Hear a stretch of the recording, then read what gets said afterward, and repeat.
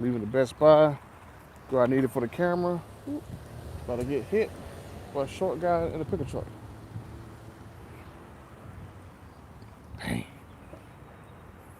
How can you not love that? That stands out. It's so freaking sexy.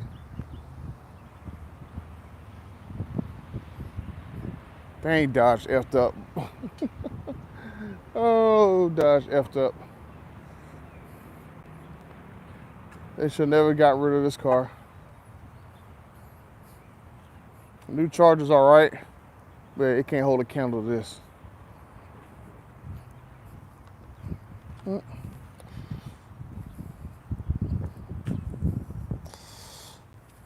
The dudes need to give me my daggone plate.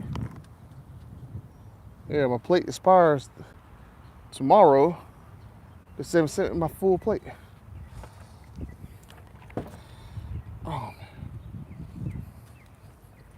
Ugh.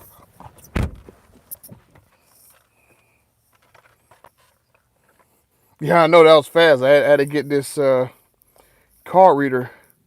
Crazy how like a $5,000 camera doesn't allow you to pull data off the card through the camera, and I gotta get a card reader to pull data off of it. So I can pull photos off this little express card that's in my YouTube camera, but I can't pull videos off of it, which is stupid. Which I'm going like, come on, people.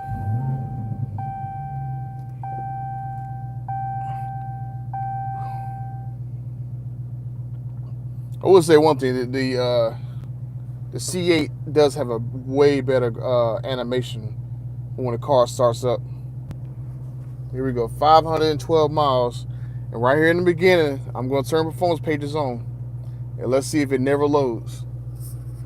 We'll give about a good 20 minutes to see if it ever loads. Put y'all down for a second. Do. Oh man. But yeah, this sucker will never ever load. So one thing that sucks about it. But hey, at least I still got 900 horsepower on tap. I'm still running 93, so it's still saying E10. But I'm gonna go put in. I'm putting drag mode. See y'all see how violent drag mode is. Oh, let me turn the chiller off because I want my AC. Come on, you gonna turn the chiller off? There we go. So I had to push like twice to turn the chiller off. Now I got AC back.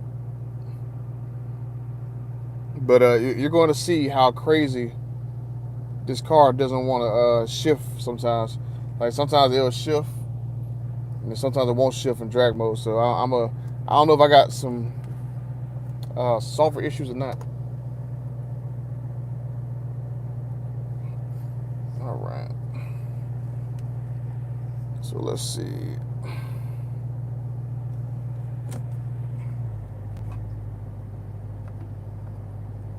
Oh, trans feature available by pushing both paddles. I don't think I need a trans brake on the street. Oh yeah, but let me go turn my performance page back on. And so at 10:35, I pushed the button again for the performance page. Let's see it not load. Oh, this D170 was my Best Buy.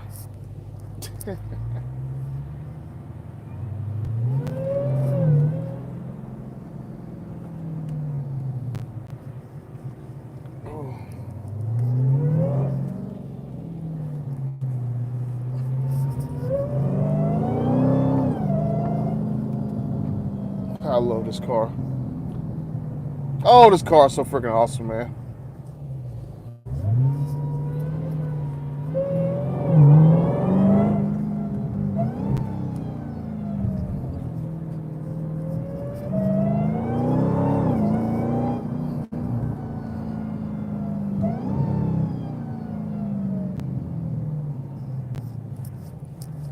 This seatbelt let me go, golly.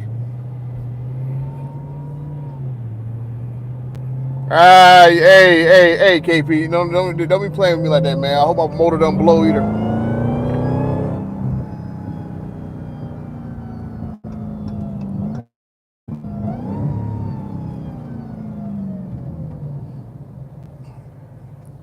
I hope my motor doesn't blow either. That's the one thing I'm going like, man, do I want to put E85 on there? Then I kind of noticed that, like, text message from Miller Nickerson. the best. So like, it's like, the main thing that's gonna kill me is like, do I put E85 in here while I know all these cars is blowing up? I'm like, I don't know if I want to do it. I don't know if I want to put E85 in my car until there's like some kind of like recall or freaking inspection or whatever, because something's going up with these cars. There's way too many cars that I know of in the background that's blowing up. Right, like I said earlier, we got the one that blew up this weekend. Piston went right through the block, through a piston. Then you had the harmonic balancer car. You had a car that leaking out the rear main seal. You got cars that got software issues. That I tell you guys earlier that I knew about the issue with the blowers back in July last year. So it's like there's a lot of issues with the cars. It's not like it's like one single issue. It's like I don't know if it's a variety of issues or it's like one issue that's causing a lot of other problems, right? I mean, I don't know whether or not, you know,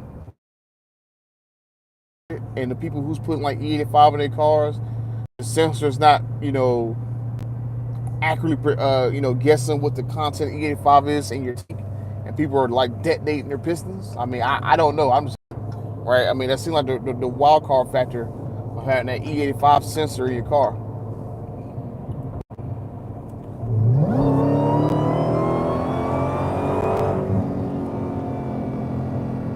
Oh man, I love this car.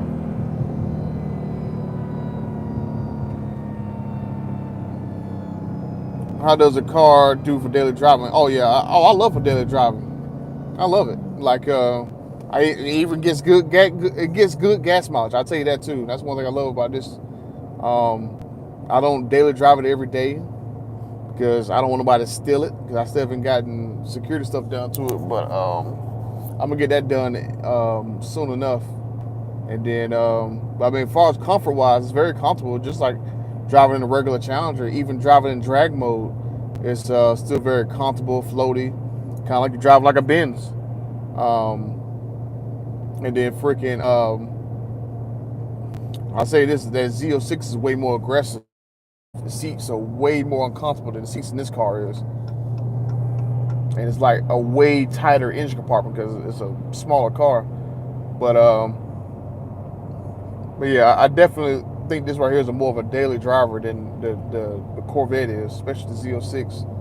And I have more content with it shortly. Um,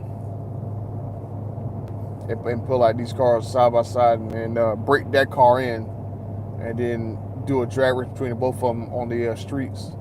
So that should be a pretty cool little thing. Like with a Z06 get a stock D170 on 9 horsepower octane. That'd be pretty cool. So it'd be like 655 horsepower, 670 horsepower, and then you got a 9 horsepower Demon that's like way more than a C8 Z06. It might be interesting.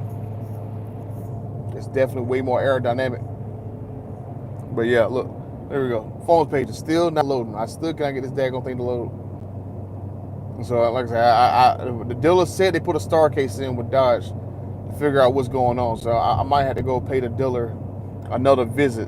Be like, hey, look, my phone page still is not working. After 500 miles, daggone thing still does not work. I mean, do y'all guys need to replace my radio? I mean, what needs to happen here? So, I mean, like I said, boom, here we go. That was like 6 minutes ago. I got, as I said, 10:35. I turned my phone pages on, and it's still has not worked. So, yeah. Other than that, really the only other thing that's up my car is just a rusty undercarriage, and that's about it. I haven't had any engine issues that I can tell. I say I think I might need to get my spark plugs replaced because it kind of seems like my engine is kind of off, like it doesn't like fire as good as I think it's supposed to be firing, especially compared to my Hellcat. So I'm a probably go ahead and get some spark plugs. I know Demonology gave me like a recommendation on spark plugs to use, so I'm gonna go with the Soul Snatcher's suggestion of getting those spark plugs. Um, what do you think about the ZR1? People say it's not a flat plane crank, but a cross plane. Well, yeah, I mean, it probably is a cross plane. The ZR1, I'm gonna see if I can get an allocation for one. When I get allocation for one, I'm gonna try my dangness to get that car. I'm probably not gonna spec it like the Z06. The Z06 is like a 3LT car, so I think if it's a ZR1, I might do like maybe like a 2LT and keep the options on the light. I mean, I might try to load it down with carbon just so it gets delayed, give me more time to afford it. But I think the ZR1 is gonna be a heck of a car.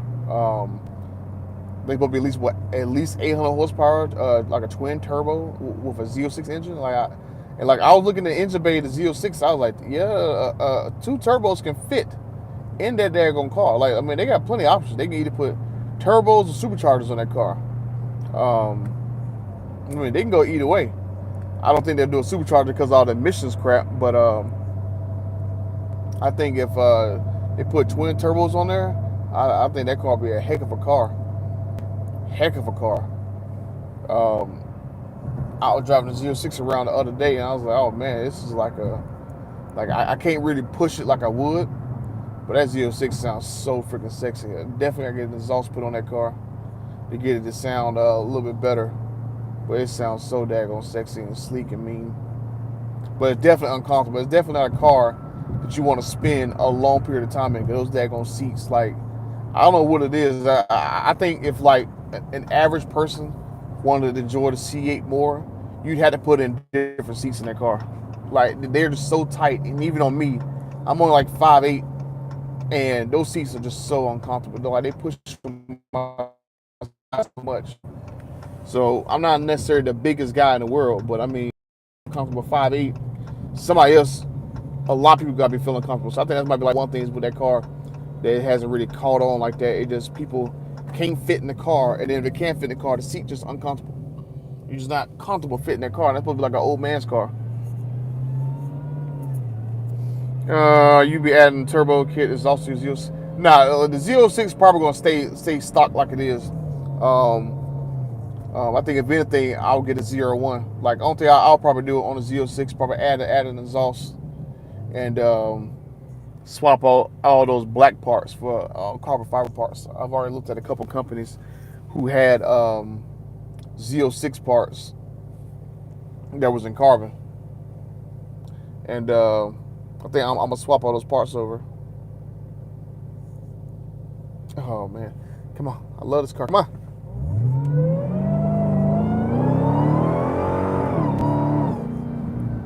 Oh man, I love this car. Literally like 60 miles an hour in first gear. So fast. And it's only 900 horsepower. That's the funny part. It's only 900 horsepower and it's so daggone fast.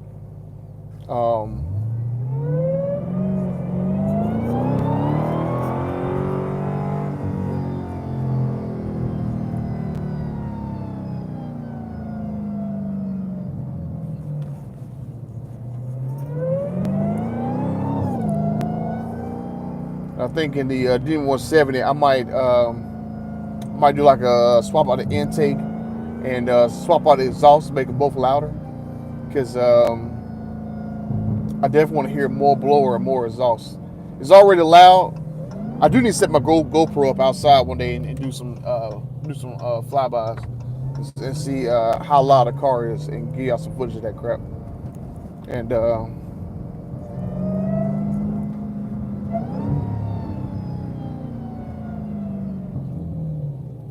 I love drive around drag mode. It just sounds so aggressive, so mean.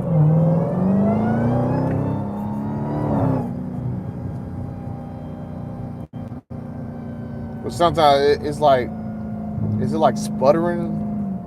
So that's what I think. I might need to get my spark plug to see if I can tighten it up. And then I'm at 500 miles, so I'm definitely gonna do a oil change pretty soon. I'm gonna probably take it to the dealer and have them do an oil change and save the freaking the oil out of the filter and send it off the Blackstone and get them to do the analysis for like $35. That way I can check, make sure there ain't no metal or anything in my car, make sure it's broken in properly. I probably not, if I ever do put E85 in this car, I probably want to do it to after about 1,500 miles. Like I want to make sure that everything is proper in this car before I do anything in it. Because it's just so crazy, all these cars are just blowing engines. Said his factory Cobra would smoke a Z06. Hell, probably. Mo Good Underwood has a Cobra. It might.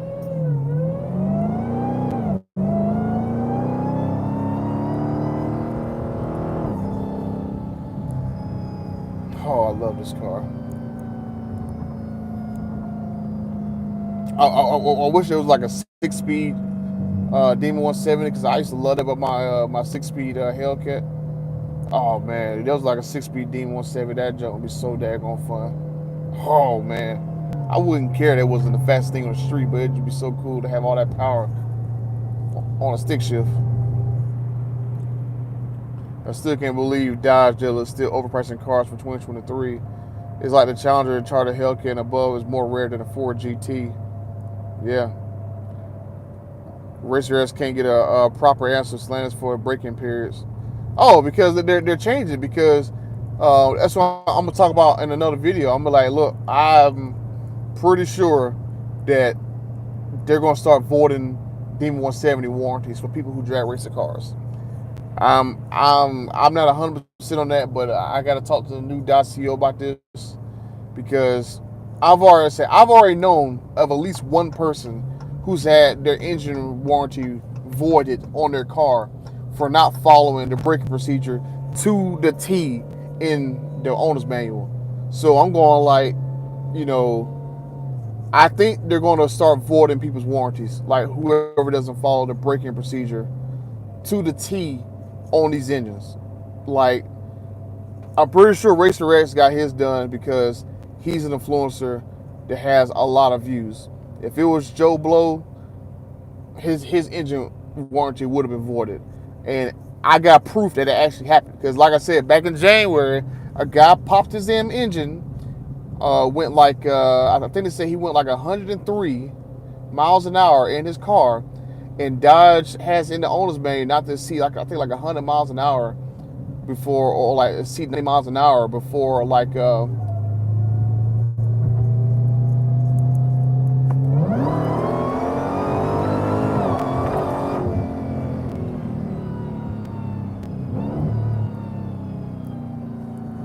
daggone teenagers still in school. They want me there. Hey, hit it, man, hit it.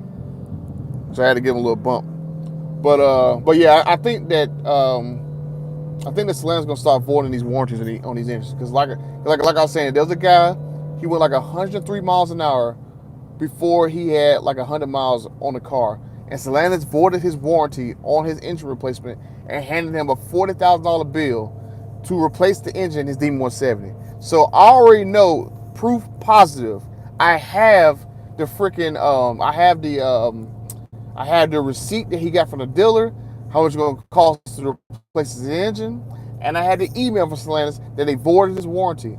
And the only reason why he got over on that voided warranty was because I went and talked to Kniskus about it. And I was telling him, hey, look, man, the dealer, already said that this engine had an improperly mounted harmonic balancer. And I was telling, and I said, it doesn't matter if his engine blew at 90 miles, 900 miles, 9,000 miles. That engine was going to blow as soon as he did his first pass. So it doesn't matter with the warranty period. Like, just because it was improperly broken in doesn't mean the car wasn't going to fail. It was going to fail. It just failed early because he did a 100 mile per hour run on it. So it's like, I know for a fact that Stellantis has voided people's warranties on D170s for those engines for improper braking procedure. I have the proof. So it's like, I'm just saying, like, Racer X, he got lucky. Because, I'm going to say this in the video, I don't care. It tells you that you need to follow this procedure, and you come up with an excuse and go tell the Stellantis, well, I heat soaked my engine because I'm a drag racer, they're gonna void your warranty. And he lucky they didn't void his. And I'm saying it's only because he was influenced he got away with it. But I mean, I saw his video. What was it, a week or two ago, where he was like, "Oh well, you know what? This time when I re-break in my car, I'm only going to put E85 in there after I go find the miles, because that's what engineers told me." Well, I mean, engineers told you in the book to don't go drag race it after a certain amount of miles. So it's like, I'm just saying, and like I said, I'm gonna do this in a video, but I'm gonna recommend everybody, you go look at that owner's manual and you follow it to the letter. Follow it to the letter, because these guys are gonna find one single little thing to void your warranty to get out of paying a $40,000 bill. Every Demon 170 engine plus the actual install cost is going to cost Stellantis $40,000. $40,000. So you think that these guys are going to just willingly pay $40,000 per car out of their own pocket because people didn't follow the braking procedure of the car, right? So it's going to happen. It is going to happen. They are going to start voiding engines, and like I said, I have a pretty positive relationship with the new CEO, Matt McClure. But it's like, I don't know, with him being a new kid on the block, he's gonna be able to stand to Carlos and be like, hey, look, we gotta warranty replace these engines that people aren't following the braking procedure in the books. Yeah, KP. I have I had the receipt. Like I said, I'm gonna do another video about it, and I'm gonna show the receipt. Like, if you follow any influencer's advice and you blow your engine and you don't follow that braking procedure, you're screwed, and this is your bill. 40, it was like 39,000, I think, like $750. That's how much their replacement bill is. So it's like, I'm just saying, man. I'm just saying. Don't don't listen to me. Don't listen to TKOC. Don't listen to Race Rate. Don't listen to none of us. If it doesn't, if it's in that daggone owner's manual, follow it to the letter of the law. Because I have 100% proof from January that they will void your warranty. And if it wasn't for me talking to Kinesics about it and getting him to override Stellantis, that guy had a $40,000 bill to replace his Demon 170 engine. So I'm just saying, like that's why I'm going like now. I follow a procedure where I'm varying RPMs. I'm not going over 100 and stuff. Now I did like a little pull on it because now I'm over 500 miles.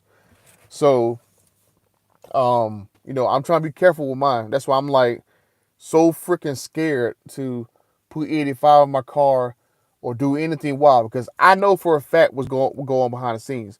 Like, so many owners reach out to me with issues with their car and stuff that deal with Stellantis. I literally know probably, I'm not gonna say I know all the cars, but I know at least 60 to 70% of all the cars that's getting fixed from people reaching out to me. Like, I literally get one owner a week reach out to me about something going on with the car. And a lot of these guys, they won't say anything publicly because they don't want their car to be devalued, right? So it's like, I seen on the forums where people was complaining that me, TK, OC Motivator, we're devaluing the demons because we're coming up with all these stories that have no proof. And we have proof. We're just not going to release them because the owners don't want their cars to be known publicly what's wrong with them to tank the values of them, right? I mean, that's literally like, that's literally like every owner who's talked to me, not every one of them, but majority of them, like, I don't want to be identified. I don't want my car to be identified. I don't want my value to be tanked. That way, if I can get out of it, I can get out of it, right? So it's like, I mean, it's just crazy with these cars. I mean, I'm not too worried with the value of my car because I got my car probably at the best deal that anyone has got in the whole country. But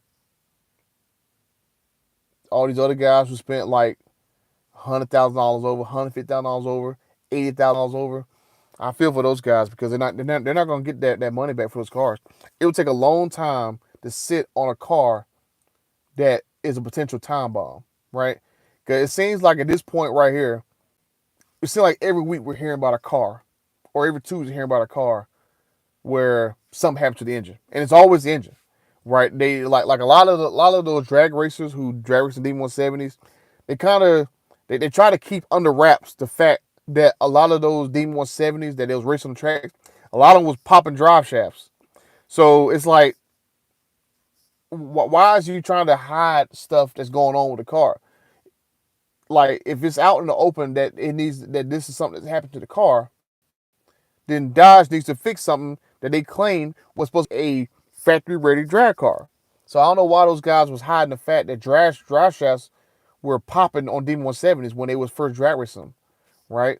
Um, so and then like a lot of people mad at me and TK and those motivators, like we're keep talking about the issues with devaluing the cars, and all of us have Demon 170s. Let's see. Do you got water? I hope I got some water. But no water hits this daggone demon. I don't never drive this sucker out in the rain. Could you imagine if you were a woodworker and what? Oh Lord, yeah, y'all been talking about some funny stuff.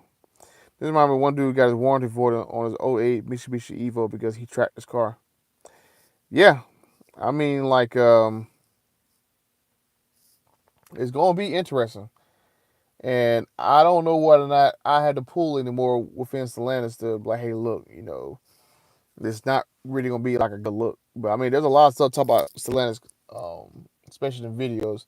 I was out on vacation last week, so that's why I'm making videos. But I do have a lot of stuff that they're gonna talk about. Um, did they really? I never really noticed that. Why do I have a hump in my ceiling like I got a sunroof? I mean, did they like cheap out and leave this hump in here because this is like a sunroof top, and they just like I don't remember this being in my 2017 Hellcat. I don't remember this hump being here, but I just noticed it on the camera phone. Why is this hump in here like I got a sunroof? That's wild. But yeah, the Stellantis definitely did some cheapening when they made this car. Like I can tell little stuff here and there that they kind of skimped out on. Cause I mean I kind of noticed like the carbon weave. Carbon weave ain't really like that good looking. Like I mean you can see it's not really consistent when you look at it. I mean here I can see where they joined the weave at right here.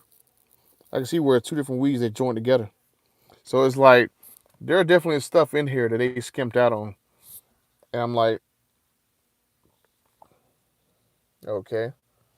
So like I don't know if you can see that, but you can see that daggone line right there in my door panel. You see how it's not straight, it's off. Like every time I glance over there, I see that daggone line dipping down. So I'm like, yeah, the QA in these cars, and then like my floor mat the same way. My floor mat, like you can't even see all the. You see that little line right there. So it's like quality control on these cars is not really that great. But every time I look over there, I always see that daggone line right there. It's like that line right there always goes. It's like, come on, man. And this side doesn't. It's not like that. This side's perfect. This side's a perfect line going all the way down. That one's perfect. But this side right here, somebody was like, ah, F it. Here we go.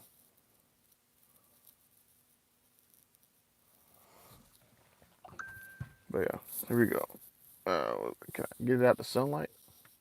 Is that VIN 121?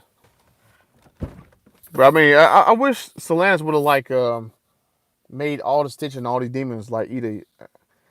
I would say I would have loved it if they made all the stitching yellow, all the stitching yellow for like the for the E85 you put in this car. To kind of make the car stand out because when you sitting in here, you can't really tell that this is a demon sitting inside other than that one badge right there. Um, I wish everything would kind of have like a little yellow theme to it. yellow SRT, or maybe even just a Demon logo. Like basically that yellow and red Demon logo right here on the steering wheel instead of SRT.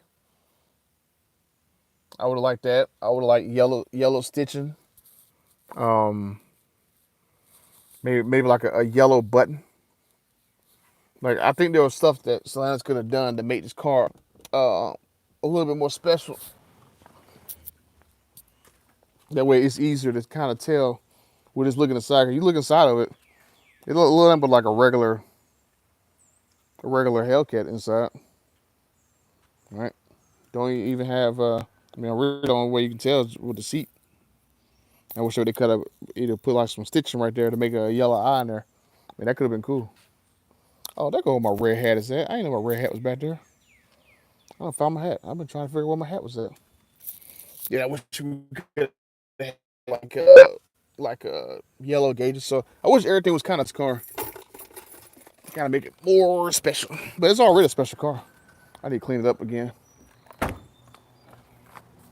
Especially since like you got what, a yellow eye, or really an orange eye. And then you got the yellow in the calipers. So I wish it would have carried the yellow theme inside the car.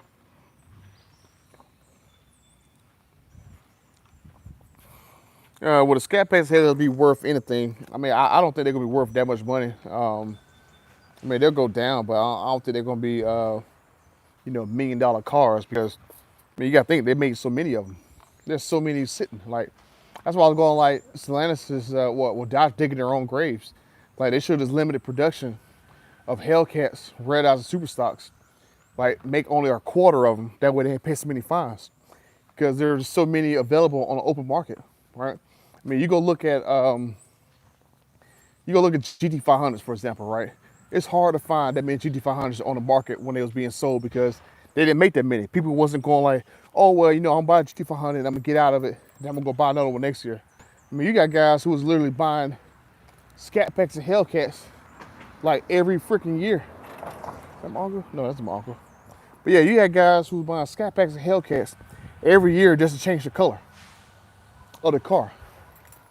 So that same guy, he wouldn't have been buying 7, 8 freaking Hellcats if there wasn't that many of them. He would have bought one, enjoyed it, modified it, been done with it. But they made so many cars, they literally dug their own graves. And then, yeah, TK was saying that the plant workers purposely building one state of our care. Yeah, I mean, I've had a few of them say that they have pride in what they was building, but I mean, those build issues, I don't know, man. I mean, how in the world does cars make it that's like cracking windshields in the same spot? How do cars make it out where the whole rear half of the car has to be re-welded because it wasn't bonded properly from the factory? I mean, how is so many Demon 170s coming out with rusty undercarriages? I mean, how many Demon 170s have engines that are blowing? I mean, there's just so much stuff that's going on with these cars that I don't know. It just seems things were rushed at the end, right? Especially like, I was watching my buddy's video, Mr. Car Addict, where he was comparing a 2018 Demon to a 2023 Demon, and I mean, like, they done skimped out on a lot of stuff, right? They skipped out on air grabber stickers, the Demon logo in the glass, the Demon crates. I mean, there's so much stuff they skipped out on. It's crazy. But yeah, I'm gonna go ahead and end the stream again. But hell, like I said, 30 minutes. It still did not load my performance pages. It still was not working. So I gotta get all this footage on my car from the vacation that I was on. So I'm gonna go make a video real quick, and I'll probably have some up later on today for you guys. So I'm gonna see you guys later. Peace.